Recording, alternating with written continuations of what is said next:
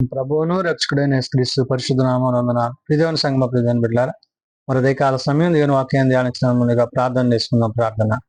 కృపగల తండ్రి, దయగల యేసయ్య, బంగారు పాదాలకు లెక్కలేని వందనాలు, స్తుతులు, స్తోత్రములు.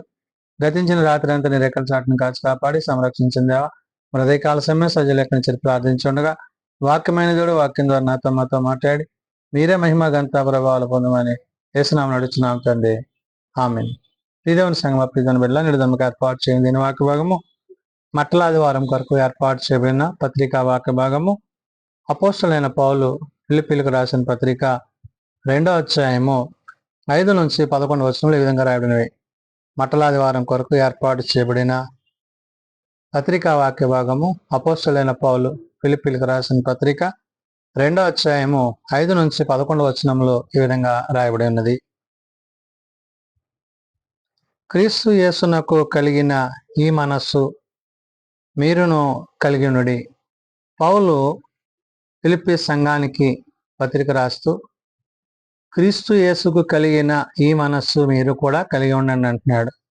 అంటే సంఘమందు విశ్వాసములో ప్రభువును బట్టి, ప్రభు యొక్క ప్రేమను బట్టి ఏక మనస్సు కలిగి, ఏకాత్మ కలిగి, ఏక హృదయముతో దేవుని యందు జీవించేవారై ఉండాలని పౌలు గుర్తు చేస్తున్నాడు. క్రీస్తు ప్రేమ మనలను ఏ విధంగా అయితే మహిమలోనికి, నిత్యత్వానికి నడిపిస్తుందో ఆ విషయాలను పౌలు ఇక్కడ గుర్తు చేస్తున్నాడు. అందుకనే క్రీస్తు యేసునకు కలిగిన ఈ మనస్సు మీరును కలిగి ఉండండి అంటున్నాడు. అంటే యేసు ప్రభు వారికి ఎలాంటి మనస్సు అయితే ఉన్నదో అలాంటి మనస్సు మనము కలిగి ఉండాలి అని పౌలు గుర్తు చేస్తూ, ఆయన దేవుని స్వరూపము కలిగిన వాడై ఉండి దేవునితో సమానముగా ఉండుట విడిచిపెట్టకూడని భాగ్యమని ఎంచుకొనలేదు అంటున్నాడు. అంటే దేవుని యొక్క స్వరూపము అంటే తండ్రితో ఆయనకున్న సంబంధము, దైవత్వాన్ని కలిగిన ప్రభువు అది విడిచిపెట్టకూడని భాగ్యం అని ఎంచుకోలేదు. అంటే విడిచిపెట్టి వచ్చాడు. ఎందుకని? పాపులమైన మనలను రక్షించడానికి. మానవులు ఆది తల్లిదండ్రులు చేసిన ఆ యొక్క ఆజ్ఞాతిక్రమం పాపం వల్ల మరణము మానవుని మీద ఎలుబడుతున్నప్పుడు ఆ మరణాన్ని తొలగించడానికి తండ్రి అయిన దేవుడు తన కుమారుడైన క్రీస్తు ప్రభువాని లోకానికి పంపించారు. కాబట్టి ఇక్కడ క్రీస్తు ప్రభు వారి గురించి పౌలు చెప్తున్నాడు, ఆయన దేవుని స్వరూపము కలిగిన వాడై ఉండి అంటే దేవుని స్వరూపం అంటే తండ్రి స్వారూప్యములో, ఆయన స్వారూప్యములో మనము, ఆయన మన పోలికలో, మనం ఆయన పోలికలో ఎలాగైతే ఉన్నామో దాన్ని గుర్తు చేస్తూ దేవునితో సమానముగా ఉండుట విడిచిపెట్టకూడని భాగ్యమని ఎంచుకోలేదు అంటున్నాడు. అంటే ఆయన దగ్గరే ఉండాలి, ఆయనతోనే ఉండాలి అని అనుకోలేదు. అంటే తండ్రి చిత్తాన్ని జరిగించడానికి శరీరధారిగా, నరావతారిగా మన మధ్యకు ప్రభువు నడిపింపబడ్డ విషయాన్ని పౌలు ఆనాడు ఫిలిప్పీ సంఘానికి, నేడు సార్వత్రిక సంఘానికి చెప్తున్నాడు. కాబట్టి మనుష్యుల పోలికగా పుట్టి దాసుని స్వరూపముగాను ధరించుకొని తను తానే రిక్తునిగా చేసుకొనెను. ఎలాగా? ఆయన ఏ విధంగా ఈ లోకానికి నరావతారిగా వచ్చాడో, ఆయన వచ్చిన ఉద్దేశాన్ని, ఆయన వచ్చిన పనిని పౌలు ఇక్కడ ప్రస్తావిస్తున్నాడు. ఏమని? మనుష్యుల పోలికగా పుట్టి దాసుని స్వరూపముగా ధరించుకొని తను తానే రిక్తునిగా చేసుకొనెను అంటున్నాడు. అంటే తను తానే అనగా ఆ యొక్క అర్పణగా ప్రభువే తన శరీరాన్ని తండ్రి యొక్క చిత్తానికి, పాపము లేని ఆయన పాపులమైన మన కొరకు మరణించాడు. ఏ పాపము లేని ఆయన మన కొరకు ప్రాణం పెట్టాడు. కాబట్టి ఇక్కడ అంటాడు, ఆయన దేవుని స్వరూపము కలిగిన వాడై ఉండి దేవునితో సమానముగా ఉండుటకు విడిచిపెట్టకూడని భాగ్యమని ఎంచుకోలేదు అన్నాడు. కాబట్టి ఎందుకోసం ఆయన విడిచిపెట్టబడ్డాడు అంటే, అక్కడ వచ్చాడు అంటే మన కోసము, మనం రక్షించడం కోసము ఆయన ఆ ఉన్నతమైన స్థితిని విడిచిపెట్టి శరీరధారిగా, నరావతారిగా, మానవునిగా ఆయన జీవించి మనుష్యుల పోలికగా పుట్టి దాసుని స్వరూపమును ధరించుకొని అంటాడు. అంటే మన వలే పుట్టి దాసునిగా, అంటే మనకు ఆయన సహాయం చేయడానికి వచ్చాడు. ఏంటా సహాయం అంటే మన కొరకు ప్రాణం అర్పించాడు. తను తానే రిక్తునిగా చేసుకొనెను అంటున్నాడు. ఎవరి ద్వారానా కాదు, ఎవరి వలన కాదు, ఆయన కాయనిగానే. అంటే ఏంటి? ఏ పాపమైతే మానవుని మీద ఏలుబడి చేస్తుందో ఆ పాపాన్ని తీసుకుంటానికి పరిశుద్ధుడైన నీతిమంతుడైన ప్రభువు మన కొరకు వచ్చాడు. మరియు ఆయన ఆకారమందు మనుష్యుడిగా కనబడి మరణము పొందునంతగా, అనగా శిలువ మరణము పొందునంతగా విధేయత చూపిన వాడై తన్ను తాను తగ్గించుకొనెను.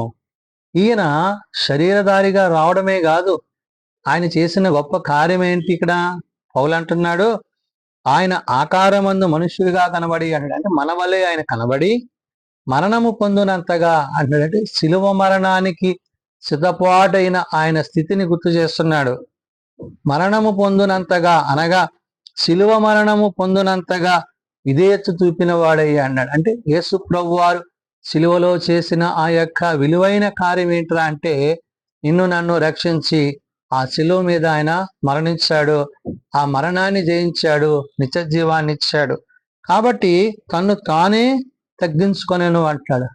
అంటే తాను ఎంతగా తగ్గింపబడ్డాడంటే మనందరి కోసము, మనందరి పాపల కోసము ఆయన తగ్గింపబడిన వాడై ఉన్నాడు. అందుచేత పరలోకమందున్న వారిలో గాని, భూమి మీద ఉన్న వారిలో గాని, భూమి కింద ఉన్న వారిలో గాని ప్రతి వాని మోకాలను యేసునామమున వంగునట్లుగా అంటాడు. అంటే ఎంతగా ఆయన మన కొరకు తన ఉన్నతమైన స్థానాన్ని విడిచి వచ్చారో ఆ ఉన్నతమైన స్థానాన్ని విడిచి వచ్చిన ప్రభువుని బట్టి మనం ఏమై ఉండాలంట, ఘనపరచాలంట, స్తుతించాలంట.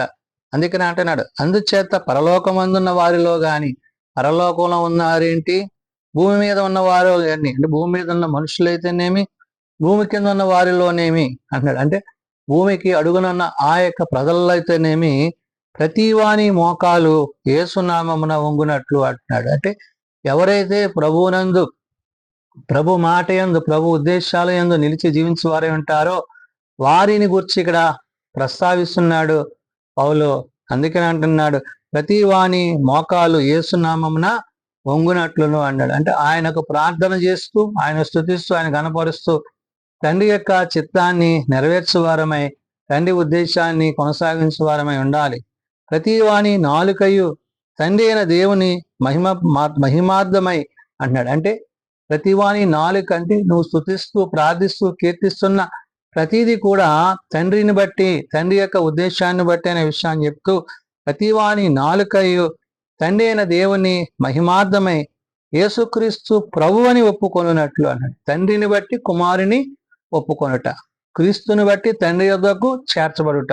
అంటే మనలను తండ్రితో అనుసంధానం చేయడానికి మధ్యవర్తిగా ప్రభు వచ్చి ఉన్నాడు. కాబట్టి ఇక్కడ ఆయన తన కార్యాన్ని సంపూర్తి చేస్తున్నాడు. అంటే ఏక మనస్సు కలిగి, ఏకాత్మ కలిగి, ఏక హృదయం కలిగి దేవుని యందు విశ్వాసం ఉంచు ప్రతివాడు కూడా క్రీస్తులో కొనసాగుతాడనే విషయాన్ని పౌలు ఇక్కడ గుర్తు చేశాడు. అందుకని ప్రతి వాని నాలుకను తండ్రి అయిన దేవుని మహిమార్థమై యేసుక్రీస్తు యొక్క ప్రభు అని ఒప్పుకొనున్నట్లు దేవుడు ఆయనను అధికముగా హెచ్చించెను అన్నాడు. తండ్రి తన కుమారుని అధికముగా హెచ్చించాడు. ఎందుకంటే ఇంత గొప్ప రక్షణ కార్యాన్ని మన కొరకు, పాపులమైన మన కొరకు తన కుమారుడైన క్రీస్తు ప్రభు వారు చేశారు. కాబట్టి తండ్రి ఏం చేశాడంట, దేవుడు ఆయనను ఘనపరుస్తున్నాడు. ఏమని? మహిమపరచుటకు యేసుక్రీస్తును ఒప్పుకొనుచు దేవుడు ఆయనను అధికముగా హెచ్చించి ప్రతి నామమునకు పైనామముగా ఆయనను అనుగ్రహించెను. కాబట్టి తండ్రి తన స్థానాన్ని తన కుమారునికి ఇచ్చి మనం కుమారుని ద్వారా తండ్రి వద్దకు చేరడానికి ఒక మార్గాన్ని ప్రభువు ఏర్పరిచారు. కాబట్టి యేసుక్రీస్తు ప్రభు వారి యొక్క మాటను బట్టి, ఉద్దేశాన్ని బట్టి, ఆలోచన బట్టి, తలంపులను బట్టి మనం ఏమై ఉన్నామంటే మరణాన్ని జయించిన వారమై ఉన్నాము.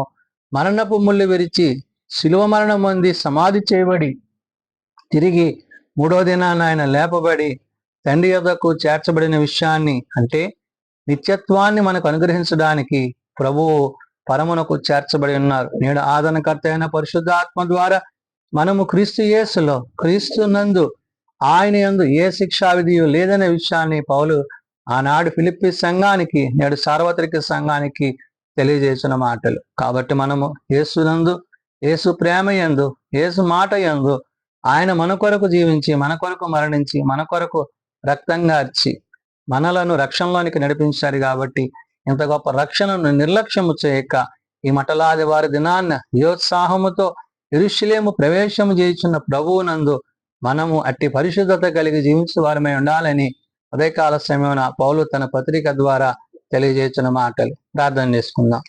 మమ్మల్ని మిక్కిలిగా ప్రేమించిన మా తండ్రి, కృపగలిగిన దేవ, అవును నాయన, నీ యందు విశ్వాసం ఉంచు వారిని నువ్వెంత మాత్రం విడిచిపెట్టక ప్రేమించి ఆదరించి కృప చూపించేవాడు కాబట్టి నాయన, నీ ప్రేమ యందు నిలిచి జీవించే ధన్యత, యోగ్యత మాకు దయచేయండి. ఇంత గొప్ప రక్షణ నిర్లక్ష్యం చేయక ఆత్మతో సత్యముతో నేను ఆరాధించే వారిగా, సేవించే వారిగా ఉండుటకు సహాయం దయచేయండి. నాయన, జీవం కలిగిన నీ మాటల చేత మమ్మల్ని జీవింపజేసి అయినా ఈ మటలాదివారం దినాన్ని అయినా యెరూషలేము జయోత్సాహమునకు నువ్వు ప్రయాణమవుతున్నప్పుడు నిన్ను హోసన్నా హోసన్నా అని వారు ఎంతగానో స్తుతించారు. కాబట్టి నాయన, అటు స్తుతుల మీద ఆశ్రయుడైన నిన్ను బట్టి నేడు మేమును అటు రీతిగా నేను స్తుతిస్తూ ఘనపరుస్తూ మహిమపరచుటకు నీ సహాయంలో ఇచ్చండి. చిన్నబిడ్డలు, యవనులు, పెద్దలు, వృద్ధులు ప్రతి వారిని వారి వారి తరగతుల చొప్పున ఆశీర్వదించి దీవించండి. జన్మదినాలు, వివాహదినాలు, గురుతుల కుటుంబాలు ప్రత్యేకపరచండి. తమ ప్రియులను పోగొట్టుకుని కుటుంబాలను ఆదరించండి. ఏ ఒక్కరూ నశించక అందరూ మారు మనసు కలిగి పాపక్షమాపణ కలిగి నిన్నిచ్చే రాజ్యంలో చేరగలందులో కట్టుకుని దయచేయమని యేసు ఉన్నత నామమున ప్రార్థించి వేడుకుంటున్నాం తండ్రి. ఆమేన్. పరలోకమందున్న మా తండ్రి, నీ నామం పరిశుద్ధపరచబడగాక, నీ రాజ్యం వచ్చుగాక, నీ చిత్తం పరలోకమందు నెరవేర్చినట్లు భూమి మీద నెరవేరుగాక. మనదనాలు మాకు దయచేయం. మెడల ప్రార్థన చేసిన వారిని మేము క్షమించిన ప్రకారం మా ప్రార్థనను క్షమించము. శోధనలో ఏకాదశులను తప్పించుము. రాజ్యము, శక్తి, మహిమ నిరంతరము నీవేను తండ్రి. ఆమేన్. మన పరమతనైన దేవుని ప్రేమ, ప్రభువైన యేసుక్రీస్తు కృప, ఆదరణకర్త అయిన పరిశుద్ధాత్మ సహాయము సదా తోడైండి సంరక్షించునుగాక. ఆమేన్.